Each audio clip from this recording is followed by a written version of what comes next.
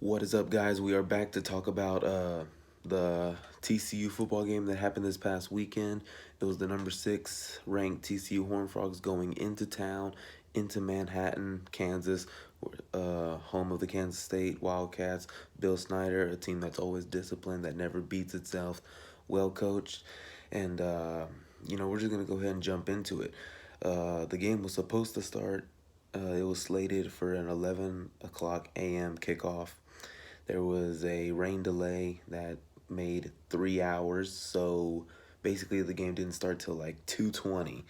And I was personally like, I was just waiting like for 3 hours for this game because I was so nervous for this game because of all the upsets that were happening going into Manhattan.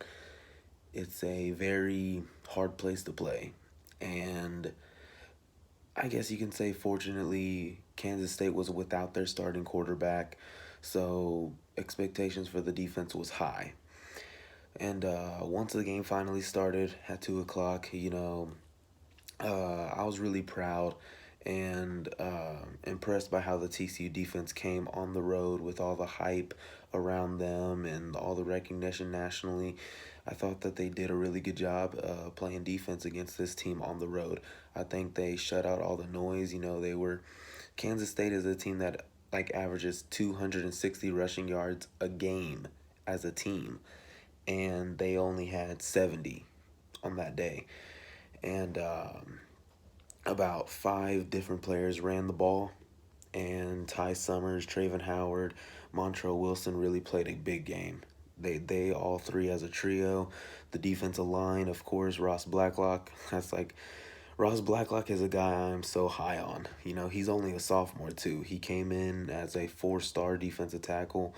Gary Patterson said he wanted to add more size, more strength to the defensive line because that's where we were manhandled last year. Adding a freshman, Corey Bethley, another 6'2", 320-pound guy.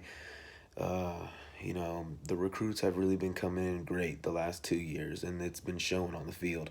In his gains, Corey Bethley, what are some others? Jalen Rager on the offensive side of the ball, Cavante Turpin, of course, you know. But to focus more on the defensive side of the ball, I thought Jeff Gladney had more of a better game. Well, it was kind of expected because Kansas State isn't the passing type. They're more of the running type. So I think Jeff Gladney had a sort of a week to get more healthier. They didn't really try to attack TCU with a passing attack because that's just not their MO. And I think Ray Anthony Tejada had one busted coverage, and it was for like a 36-yard pass.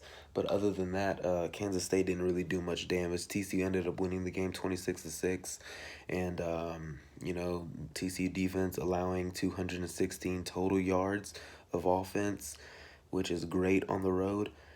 They were able to force Kansas State 2 of 15 on third down conversions. That is big. When you do that on the road against anyone, especially a team like Kansas State, that is a recipe for success. A couple of flaws in the game, probably. Oh wait, no. Before we get into that, let me go ahead and get into the offensive side of the ball. I think we had a good.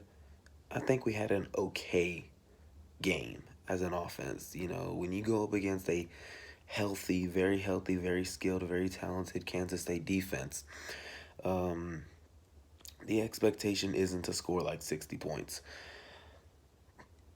I think offensively, I think my expectations were probably a little too high for this game, but at the end of the day, there were drops, there were missed routes, missed throws, and not very well good blocking on the offensive line for the running game.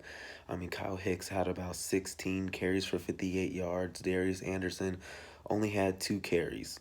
And so far, he's had like 27, no, not 27, like 38 rushing attempts for 450 yards, and to only get 2 touches on that day, and also he fumbled, so that was probably why.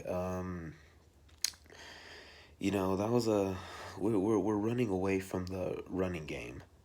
We're trying to make Kenny Hill look like Tom Brady in some sorts, which is questionable because having the run game is what made us like wear down Arkansas, wear down Oklahoma State, and we went away from that for the last two games against West Virginia and against Kansas State.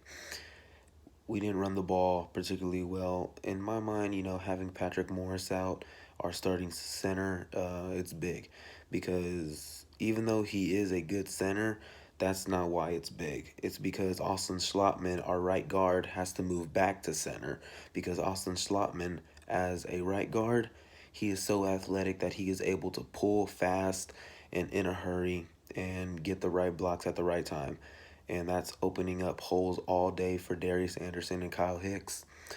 But not having him out there, it's kind of a something that's on the edge with me right now. But he should be back for Iowa State or Texas. He should be back for one of those games. But more drop balls by the TCU wide receivers. Ty Slanina had a drop ball for could have gone for 30 yards. Kavontae Turpin dropped a clear touchdown pass. Like, he would have caught it at the 40 or 45, but it would have been a touchdown. He would have just sprinted off. And then Jalen Rager had dropped a 50-yard bomb from Kenny Hill. Kenny Hill had actually had some good throws. He would have had better stats if those three passes were caught. But again, at least Kenny Hill is showing that he can make those throws and he can stop throwing them off his back foot. And we just got to get better at catching the ball. I mean, these games coming up against Iowa State, Texas, Oklahoma, Texas Tech, and especially Baylor, that's a very overrated team. Well, not really overrated, but an underrated game against TCU. Um, I mean, we got to get better at catching the ball. When opportunities are there, especially on the road, we have to get better with that. And I guess my biggest takeaway from this game was probably how well the defense played, which is I already got into. Traven Howard was just there when the running back found a hole. Traven Howard or Ty Summers filled it up quickly. The secondary had a good game, although also I want to point out probably the defensive MVP was probably Ennis Gaines. What was it? 8 tackles, a sack, 3 quarterback hurries. Gary Patterson was coming high with the blitz this game. He wanted to blitz the backup quarterback, Alex Delton, and make him beat us with his arm, which he was unsuccessful in, which was a great game plan by all means. And I'm not sure if it's going to work with Baker Mayfield, Sam Ellinger, who's on the rise, Nick Shimonek from Texas Tech, I believe that's his name. And I think Ennis Gaines is a wild card for our defense. Wild card playmaking safety who is big and physical and can tackle. So look for him not just this year but in the future to be a big playmaker. Other than that, man, I think so far this season being 6-0 is such a great opportunity. We're number 4 in the AP polls, but of course that doesn't matter. When the college football playoff rankings start coming out, I think we're gonna see TCU at number 2 or 3, because when you combine the resumes, when you combine them with Alabama, Alabama's gonna be number 1. When you combine them with Penn State, who has Penn State beaten? Combine the resumes. You put TCU at 2, or you might see Georgia at 2, and then TCU at 3. So I think TCU has a great shot to do some big things this year. The one thing I do like about this team is we are older, we're more mature, and I think we know better how to handle success. We know how to handle success better. And one thing, Kenny Hill is not letting the spotlight be too bright for him. And I'm actually really proud of his progress so far in the last 2 years. Last year I felt like he had to come in and be the next Trevon Boykin or something like that. But no, I think this year he's really having an understanding of knowing his role, knowing that with this running game, he doesn't have to pass for 500, 400 yards a game for TCU to win. No, he has a very good defense behind him, a solid running game behind him. He needs to pass for about 250 to 300 yards a game. And we should be good. So, uh, yeah, another thing, just Kansas State, another thing to back off on Kansas State. Kansas State was just not able to get anything going against TCU. They were driving at one point. They were going for it. They were on the TCU 15, I believe. And, sorry. And they went for it on 4th and 1. And Ridwan Isahaku and, oh man, I can't remember who else it was. It was Ridwan and I believe Montrell Wilson, who got the stop on 4th and 1. They ran the ball and they completely stuffed it. It was a great sign of knowing your job, communication, and knowing which gaps to fill. And again, I'm high on this defense. I'm high on this team. We just got to keep it rolling and keep getting quality road wins like we did this past Saturday.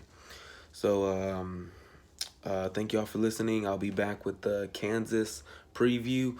And go Frogs.